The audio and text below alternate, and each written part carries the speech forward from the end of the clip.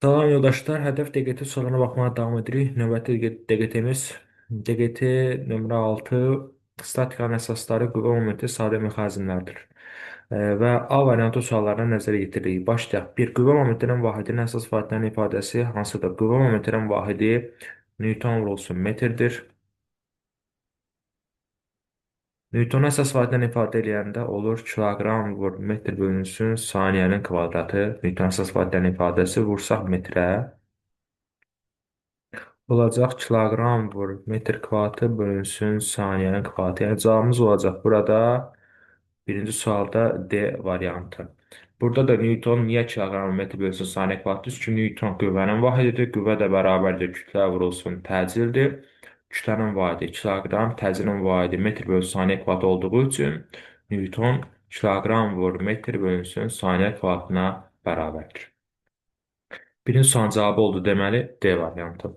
Növbəti sualımız 5-də isə 60 Newton vur metr momentə malik 200 Newton qüvvənin qolunu deyir təyin elə. Qüvvə momenti M bərabərdir qüvvə vurulsun qoluna bərabərdir. Yəni buradan qolunu D-ni tapanda qüvvə momentini bölürəm nəyə? Qüvvənin özünə. Yəni 60-ı böləcəyəm 200-ə. Buradan da sıfırlar gedir, qalır 20-də 6.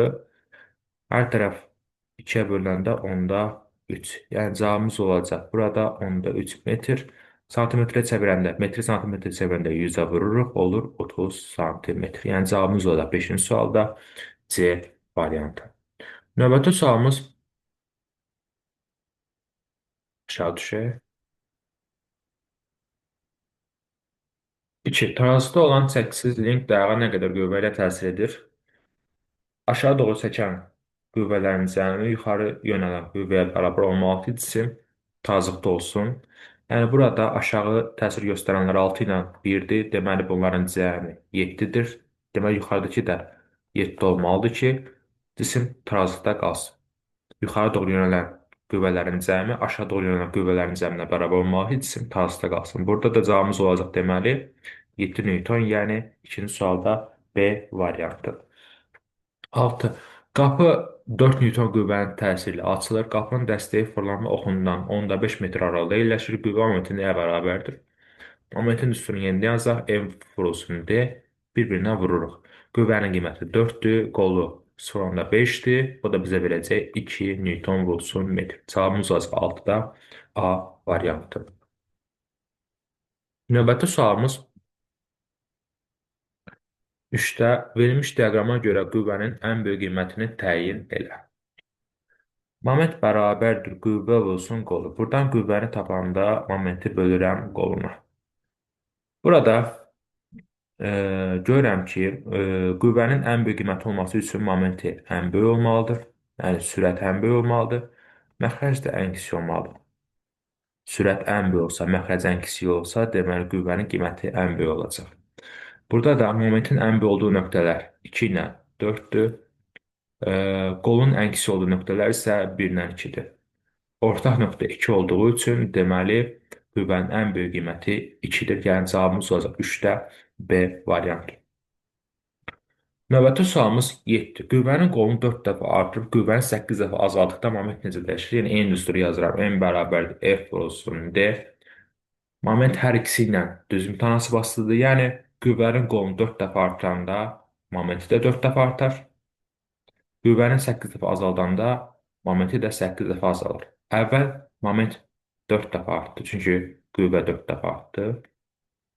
Sonra qüvvə, daha doğrusu qolu 4 dəfə artdı. Sonra qüvvəni 8 dəfə azaltdıq, onda momenti də 8 dəfə azaltdı. Əvvəl 4 dəfə artdı, yəni 4-ə mi oldu? Sonra 8 dəfə azaldı, böldük 8-ə. Oldu nə? M bölünsün 2. Deməli, qiymət 2 dəfə azalar. Cavabımız olaraq 7-də C variantı. 4. Hansı sadə mexanizm işdə qazanc verir? İşdə qazanc verən mexanizm sadə mexanizm yoxdur. 4-də cavabımız olacaq Y variantı. Link qüvvədə qazanc verir, marmisteri qüvvədə qazanc verir. Tərpənməz blok heç birində nə qüvvədə, nə də işdə qazanc vermir. Tərpənən blok da qüvvədə qazanc verir. Yəni bunlar qüvvədə qazanc verən mexanizmlərdir. Tərpənməz blokdan başqa. Tərpənməz blok heç qüvvədə də qazanc vermir. və heç biri işdə qazanc vermir. Növbəti sualımız, növbəti səhifəmizə keçirik. 8. Sabit qüvvənin momentinin qüvvənin qolundan asılığı necədir? Bayaq dedim, M bərabərdir F pulsun D düsturuna əsasən qüvvə momenti həm qüvvənin özündən, həm də qolundan düz mütəmsil asılıdır. Cavabımız da 8-də A variantı. 12. Skalar bir sxemada göstər. Qüvvə vektorialdır, təcil vektorialdır, yəni istiqaməti həm qiyməti var, həm də istiqaməti var. Sürət də vektorialdır, istiqaməti var. Yerləşmə də vektorialdır. Qüvvə qolunun istiqaməti olmadığı üçün qüvvə qolu skalar kəmiyyətdir. Cavabımız 12-də Y variantı. Növbəti sualımız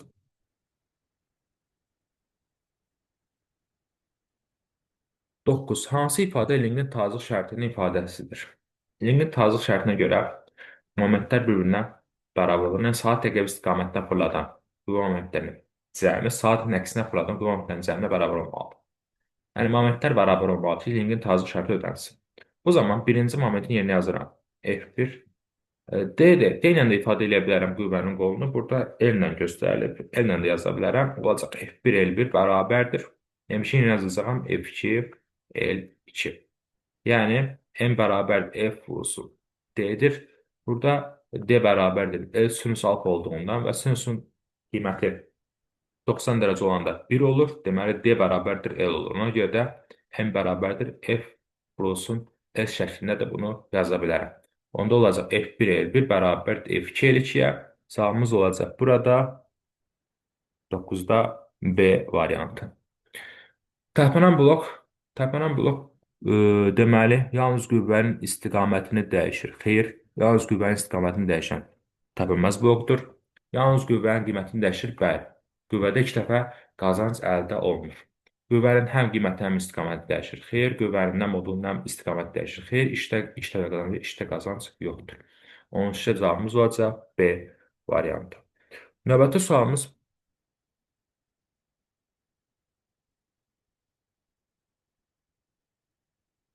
10.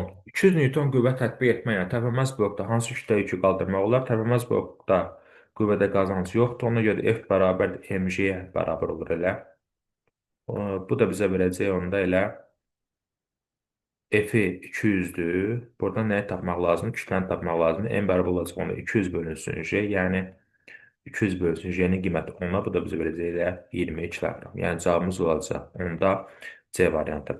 Tərpənən blok olsaydı 2-yə böləcəkdik. mg bölü 2 yazacaqdı. Amma tərpənməz blok olduğu üçün elə F bərabərdir mg olur.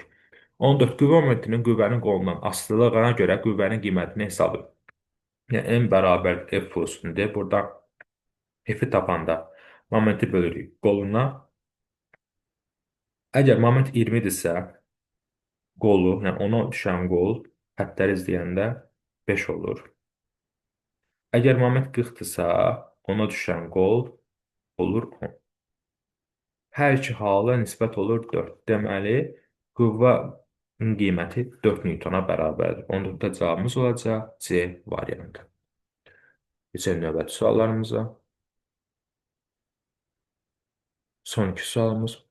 11. Tərpənməz blok qüvvədə neçə dəfə qazanc verir? Tərpənməz blok qüvvədə qazanc vermir. Bunu bayaq da dedik. Tərpənən blok 2 dəfə qazanc verir, amma tərpənməz blok qüvvədə qazanc vermir.